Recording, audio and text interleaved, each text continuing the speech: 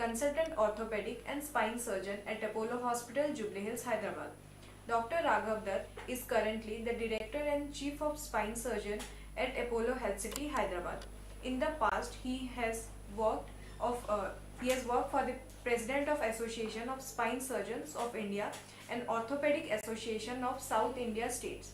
He was also the editorial board member of Indian Spine Journal and Asian Spine Journal and reviewer of various national and international spine journals. He has published in all the prestigious international spine journals. He has delivered 400 plus guest lectures and 6 operations both in India and abroad. Welcome doctor to our Facebook live session. Thank you. Good afternoon. So starting with our questions. So doctor, could you please brief our audience what is the extent of back pain in India? See, we do not have the true statistics about the extent of back pain in India as such, but if you take world over, it is almost touching about 89.7% in women and about 85 to 87% in men, and this is increasing every year. So overall it's coming almost to 90%. That means at some stage in a person's life, the back pain will force them to consult their doctors. That incidence is somewhere between 85 to 90, and I don't think India is any different from the rest of the world. I'm sure our incidence is also the same. We are now generating those statistics, and we are in that job, our associations. So it's a huge problem, and women suffer slightly more than men for various reasons. So this is the second most common condition after cold. So people think it is diabetes, it is cancers, it's heart attacks and road accidents, etc.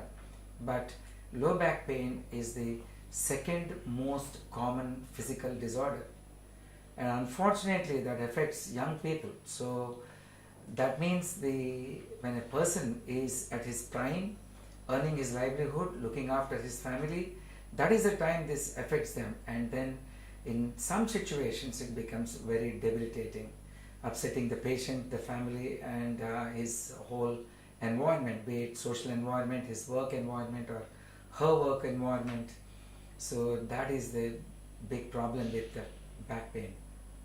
So doctor, basically what causes back pain? There are very many reasons that a person gets back pain. For example, the very fact that human beings stand, that causes a lot of load on the lower back. Because if you look at the whole of the animal kingdom, of which we are also a part of the animal kingdom, most animals stand on 4 legs, whereas human beings stand on 2 legs. So that transfers the whole of the weight to the lower back, and that is a potential most preeminent factor, this erect posture, causing a lot of low back pain. Now, these back pains are different causes at different ages.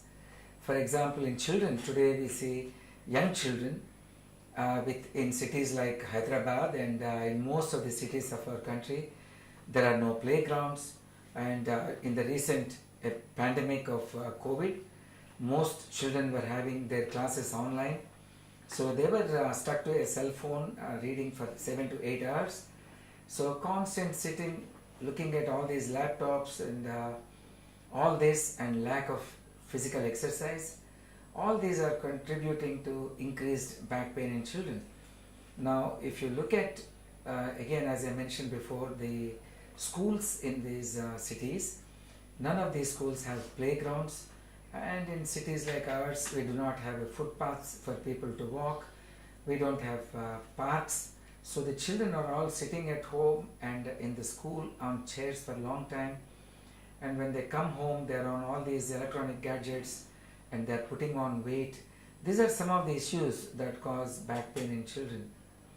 Now if you take the adults, for example, similar situations, for example IT professionals who work morning till night for roughly about 8 to 10 hours on these laptops without a break, they don't get up, and because of the time that is taken to travel to their workplaces, for example with heavy traffic taking 1.5 to 2 hours to reach their workplace, work for 8-10 hours, come home, again travel for 2 hours. So there is neither an inclination to do exercise nor is there enough time for our youngsters. So the modern lifestyles, the electronic gadgets that we use in our day-to-day life, this is causing a lot of back issues. They sit for hours together, they don't stand, and then they put on weight. And a lot of these youngsters were seeing that they're getting diseases like diabetes and blood pressures and all that. So all these are all comorbidities contributing to back pain. So doctor, usually who suffers the most from back pain? Everybody suffers from back pain. There's not, as I said before, almost about 90% of human beings are suffering from back pain. And these are much more common in women because most Indian women do not exercise. They spend their whole lives in the kitchen. And a lot of them think that working in the kitchen is exercise. It's in fact back breaking. So lack of physical activity in women, they're due to hormonal changes, they have issues with back pain, and also in pregnancies.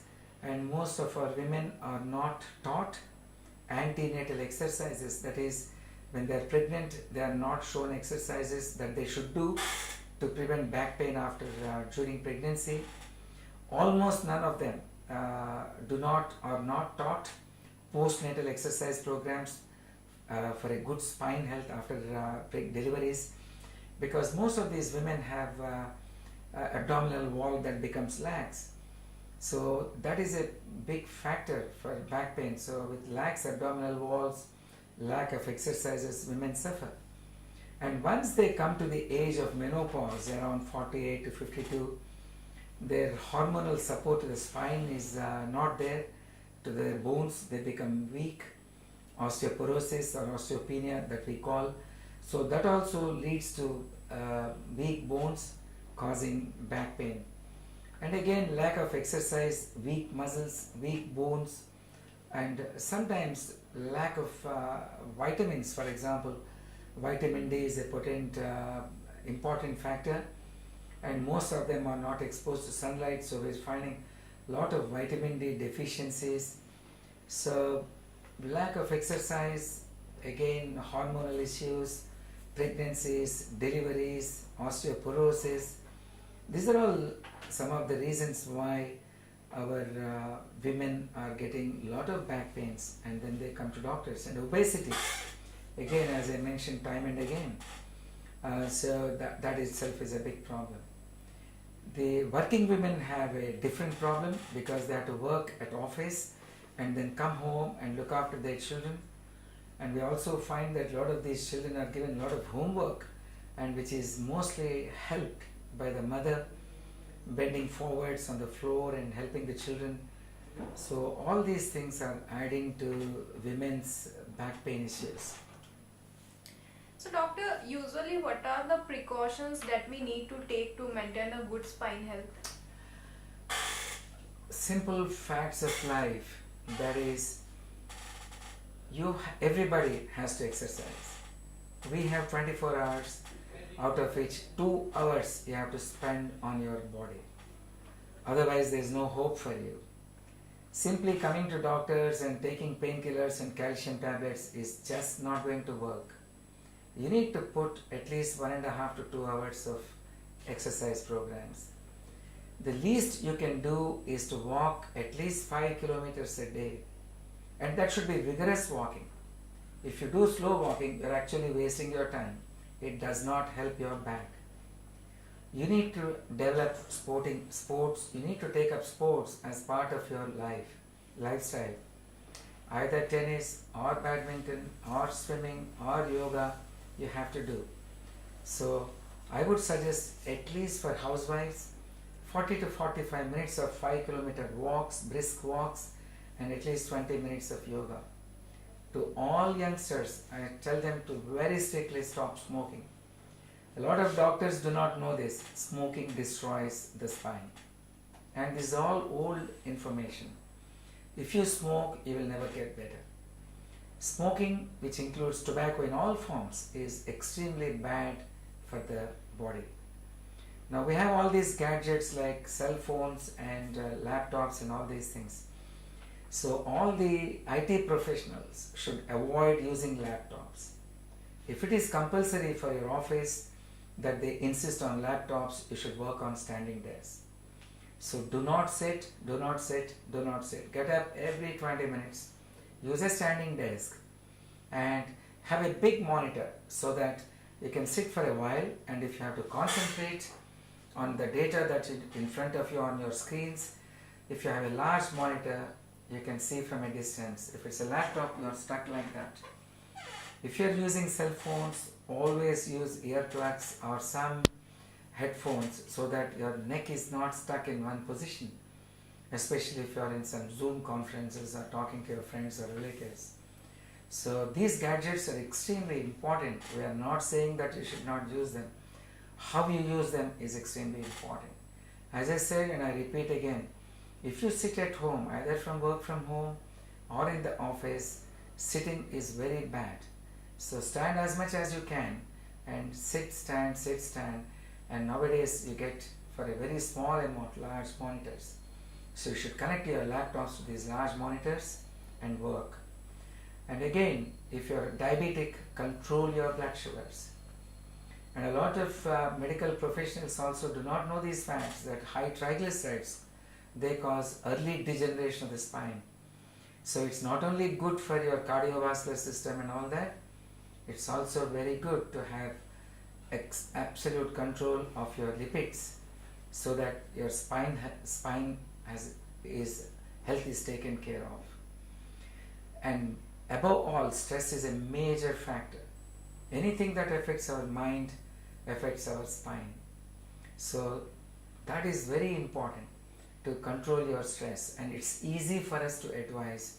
It is difficult to follow. So it's very important that if you spend an hour or two with your friends, with exercise programs, sports, at least for an hour or two, your mind is off your work, off your personal problems, and that is one way of reducing stress. So somehow you have to find your ways, and today's world, it's not easy, I agree on to that. And the most important factor again is to develop a good healthy lifestyle. You have to have a nutritious diet. So that diet combined with exercise programs and spending time on your body is a very good factor to have a good spine health and avoiding back problems. So doctor, what about the children's back pain? Are there any particular causes for it, and what are the remedies? Children in India are in a very disadvantaged situation. If you look at their school bags, there are government laws and no school follows these laws, and it's a tragedy. They are overburdened with books, and our parents also are overburdening them with lots of tuitions. So the child has no time to exercise. As I said before, the exercise should be part of school curriculum. In our childhood days, we all had good playgrounds in the schools, but today our cities are overpopulated. At least 1 hour there should be a break, and if your school does not have a playground, at least in the corridor, they should be made to do some yoga, etc. Parents should take their children out for sports on Sundays and Saturdays if it's a holiday. They should inculcate that habit in children. They must control their diets. It's extremely important that the school bags, this we have been saying, spine surgeons all over the world, there is enough literature, and that should be on excessive school bag weight causing back pain in children. And to parents, please do not force your children to study too much. It's not important at young age to study too much. All the big scientists of the world have not studied this much as we do to our children in India. Education comes much later when the child is mentally and physically all right. So don't expect them to become IITians or big doctors on day one. Take care of their physical health and their emotional health, and the children will prosper into good individuals. And swimming is a very good form of exercise for children. So they should minimize their books, avoid homework, They should leave heavy school bags in the school itself, and I always advise them to have just 2 or 3 subjects a day. They don't have 10 subjects on single day, so that they have to carry 10 textbooks, 10 classwork books and 10 homework books, so that it can easily be modified so that the children do not take excessive books. So doctor, how common is back pain in the elder age? Elderly age is very common, back pain. This is because the Indian psyche is such that we see this. Once they come to the age of 40, 45, they think they're old. And most of our employees get retired around 55, 60 years of age. So today we don't call anybody till they come to about 75, not even 75, 80 years till they're old. So once you come to 60, you're not old. You should walk, you should exercise, and this is very important. So physical activity is the key. And especially women, once you come to the age of menopause, even in men, we have male menopause and women have their menopause around the age of 50. So because the bones become weak, and because of dependency, a lot of people at senior citizens in our country tend to depend on their children and grandchildren. They don't get up. Even for a newspaper, they'll ask the grandchild to bring it to them. So this is a very wrong tendency. The elderly population, they have more time than youngsters, and they should spend time on their body and on their physical activity. So because of various reasons, from degeneration of the spine, what we call lumbar spinal stenosis, there are a variety of spinal conditions that affect the spines of elderly population. But in general, people who take care of their muscle strength by weight training, by exercise programs and all that, their muscles are strong, their bones are strong, and then they'll have good, they have less chance of getting back pains. So doctor, what are the treatment options that are available for a person suffering from back pain? There are basically, as spine surgeons, our life is spine surgery. So from simple situations like a slip disc to cancers of spine, which is again very common. Spine is the commonest site for metastasis. From any cancer of the body, it lands in the spine. To infections, for example, TB is rampant in India. Trauma, we see a lot of accidents in our all over the world. In fact, road traffic accidents, we see a lot of neck fractures, spinal fractures. All these conditions require surgeries. Again, as I just mentioned, lumbar spinal stenosis. That means as we age, our spine becomes arthritic, and that causes pressure on the nerves, and that causes back pain and pain along the legs, etc. So infections, a lot of metabolic conditions, what we call vertebral compression fractures in old people, because the bones become very brittle. It gets compressed even by bending or lifting weights and causes pressure on the nerves. So in children, for example, they get severe bend in their back, what we call scoliosis or kyphosis. Sometimes the bones slip forward, what we call spondylolisthesis. These are all conditions that require spine surgeries. But if you look at the common general population, 90% of patients do not require spine surgeries. It is only these high-end spinal conditions that require spinal surgeries. So doctor, are surgeries safe for back pain? Surgeries are much safer today than before, because we have vigorous spine training programs for young spine surgeons in our country as well as abroad. Compared to 20 years ago, today we have a lot of gadgets, just like you must have seen in the movies or when you visit your patients in the hospitals.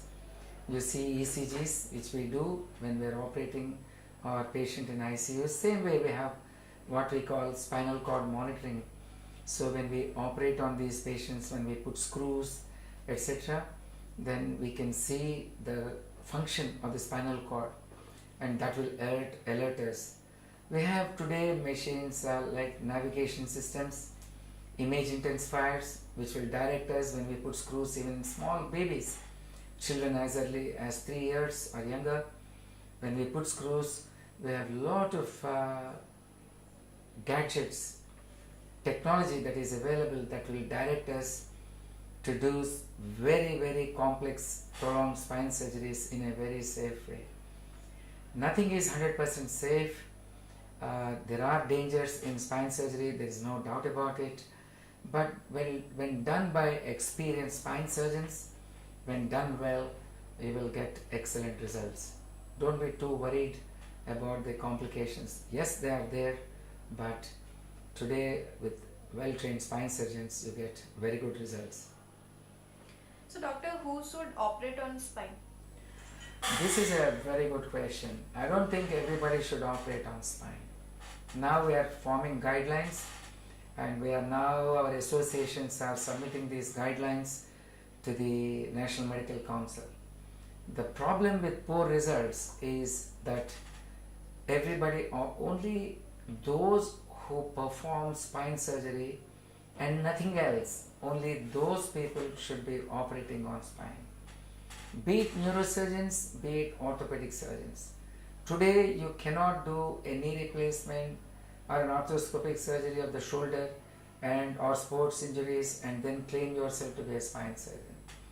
This doctor should be fully trained, and this training should be a minimum of 6 years after their post-graduation. So doctors who have done a lot of apprenticeship for that many years, after doing their post-graduation, spending time in spine units, and also there are lots of such specialties in spine surgery. For example, scoliosis is a different ball game altogether.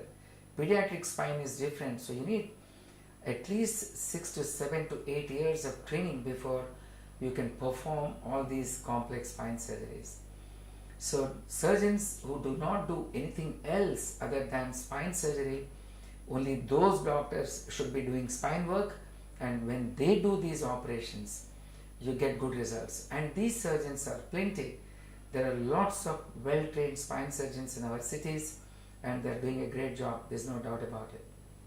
So coming to our audience questions. So doctor, what are the most effective ways to maintain a healthy back? As I said, I don't know what the questionnaire does, but spending time on exercise programs, reducing weight, you must be slightly underweight but nutritionally correct. You should not be anemic. As I said, if you are a thyroid patient, control your thyroid levels, absolute control of diabetes, control of your cholesterols, swimming, yoga, walks, exercises, and playing games and sports. These are very important to have good spine health and to prevent back issues as far as possible. What are the good habits for preventing back injuries at work? See, this is an occupational hazard now for everybody. There is no profession today that does not use a computer. So I just talked about children, for example. To use, it has now become a fashion, and I see these advertisements as well for children. We say that we are we use tabs in our school. Imagine a child using a tablet for 6 to 8 hours. What will happen to his neck and back? This is not very good. So children should be taught the way they were taught in the year for centuries. Number one, certainly use tabs, but of minimum use of that should be encouraged. Everybody should use big monitors, and for children or for IT professionals. If you're doing work from home, please get up. That's very important. Don't use laptops and all these computers lying down. Sit in a straight chair.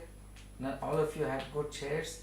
Sit on the chair and keep getting up, and keep the screen at eye level if you're an IT professional. So these simple precautions are very important. So get up, walk for a few minutes, or stand up. Suppose if you're in a Zoom conference or some of your regular online talks or whatever, Stand up and talk. In a meeting, don't sit for hours together in your conferences. Keep getting up. So that's one way of keeping your spine health in good condition. So doctor, when should one see a doctor for a back pain? Most times you do not require doctors.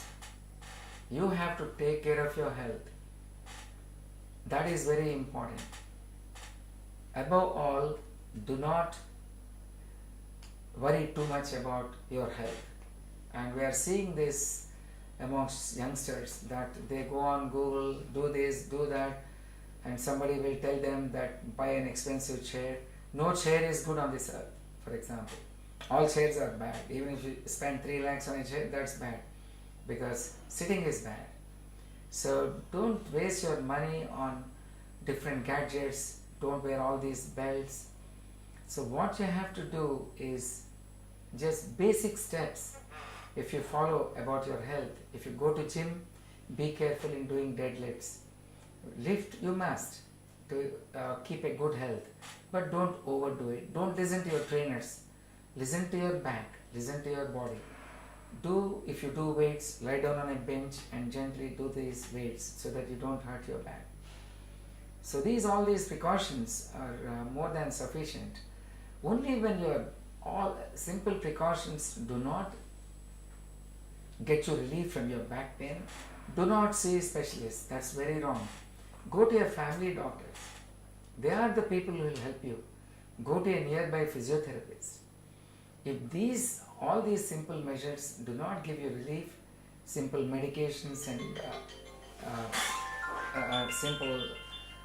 exercise, etc., that is the only time you should go to see a doctor.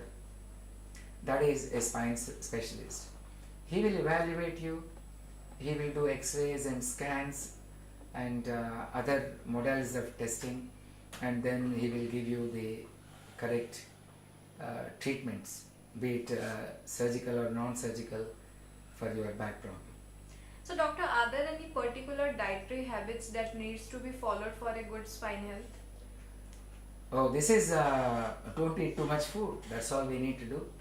That's what we are doing.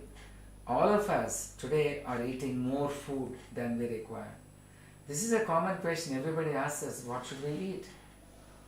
You just eat what you want to eat, as long as it's healthy. What is healthy food? Healthy food is what our great-grandparents and grandparents ate. Simple food, lots of vegetables, lots of sprouts, for example. And today, lots of dietitians are recommending almonds, badam. Soak it in water, next day eat 8 to 10 of them.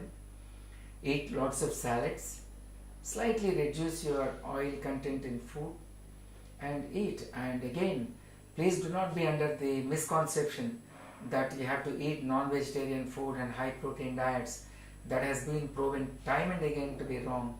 Vegetarian food is as good as non-vegetarian food, and that has enough scientific evidence for that.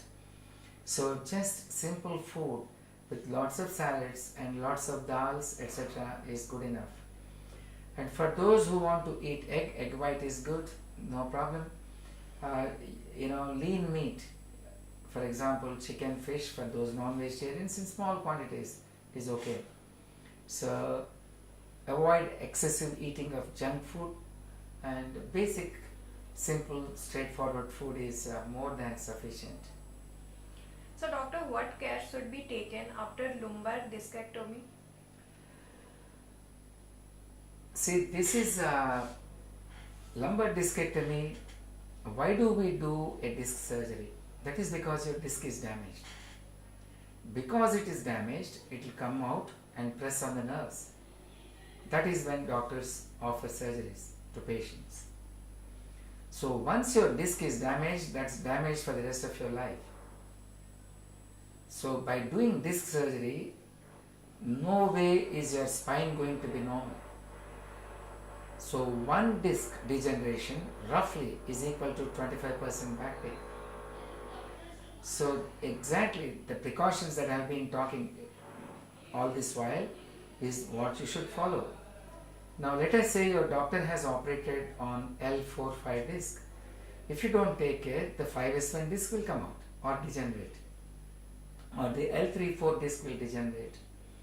So after disc surgery, you should start core strengthening exercise programs. You must meet a physiotherapist, sit with him or her, learn all the exercises and do those exercises in front of them so that you're doing those exercises correctly. And then lead a healthy lifestyle, as I mentioned. Exercises, walks, maintaining an ideal weight, all this goes a long way in giving you a solid, strong back. So doctor, usually what are the red flag signs for back pain? I'm sorry, I don't understand the question. So what are the warning signs by which a person can know that the back pain is severe? Well, if it hurts you too much, that is severe. So there is nothing, I'm sorry, but there is no answer like that. That's only for major spinal disorders that we talk about red flags. But if I tell them, then it causes undue worry. Anybody with major spinal problems like a slip disc or etc., the red flags are, if you have pain is not a big problem that you people think as a red flag. The red flag is if you're losing control on your urine or in your motion. That means if the urine is leaking without control, or you can't pass urine, or there's a problem with your bowel activity, that requires immediate referral to a spine surgeon, no doubt about it. Again, if you're developing weakness in the legs, that is an immediate referral to a spine surgeon. No two things about it. More than pain, weakness. Again, weakness in the hands. If there's a change in handwriting, that is an immediate, it's a red flag. You must come to the doctors and see them immediately. If you're not able to button your shirt, or there is difficulty in buttoning or unbuttoning the buttons of your shirt, you should come immediately to doctors. Do not wait for appointments that will take months from some of the senior spine surgeons. If you are losing balance when walking, that is a serious issue. So you must come to us.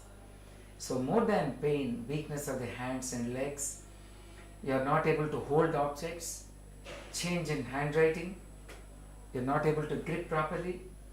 I mentioned about wearing clothes, and also if you are feeling stiff in the hands and legs, you should come to spine surgeons. These are some of the red flags, but don't look for these and get excessively worried.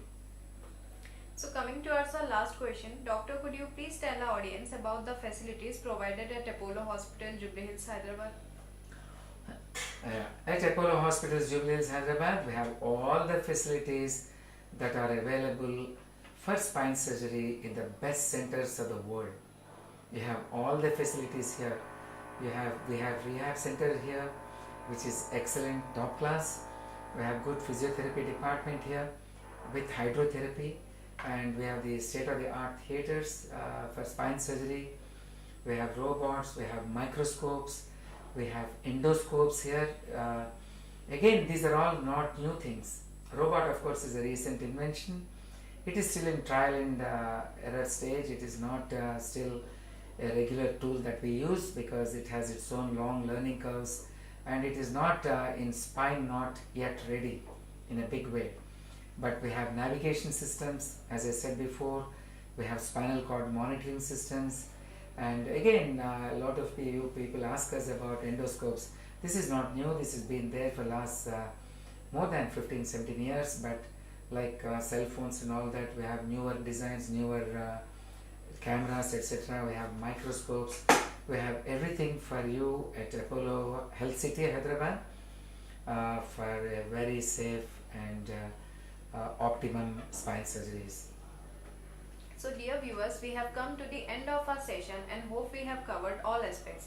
If you still have more doubts, you can book an appointment with Dr. Raghava Dutt and clarify your doubts. Thank you, doctor, for educating our audience in today's session. Thank you. Good day.